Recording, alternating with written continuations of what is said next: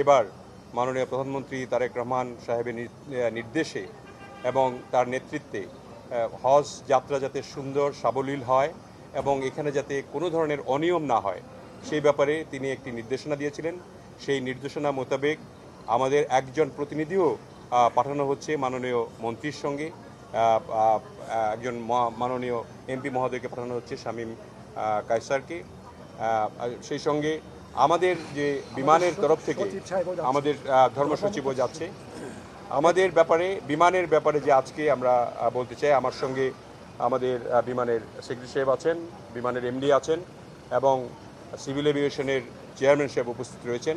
অক্লান্ত পরিশ্রম করে সুন্দরভাবে বিগত দিনের চেয়ে সুন্দরভাবে হাজিদেরকে আমরা আজকে প্রথম ফ্লাইট প্রেরণ করতে পারলাম।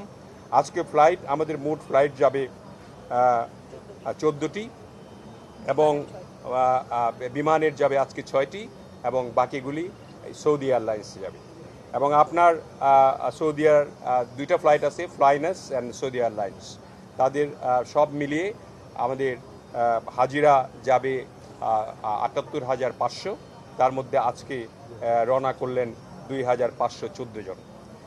আমাদের গত বছরের তুলনায় আপনারা জেনে খুশি হবেন যে আমরা তো অল্প সময় পেয়েছি, সেই হিসাবেও বিমানের তরফ থেকে হাজি ক্যাম্পে যেমন ধর্ম মন্ত্রণালয় ব্যবস্থাপনার একটা সুব্যবস্থা করেছে, আমরাও আমাদের যথাসাধ্য চেষ্টা করে আমরা আপাতত এইবার ১২,০০০ টাকা টিকিটের দাম কমিয়েছি এবং আগামীবার আরও বেশি কমাবো বলে আমরা আশা রাখি। এবং এই পর্যটনের খাবার এবার দেওয়া হয়েছে যাতে করে খাবার সুস্বাদু হয়, স্বাস্থ্যকর হয়, মান ভালো হয়। এই জন্য আমরা এই ব্যবস্থাটি করেছি।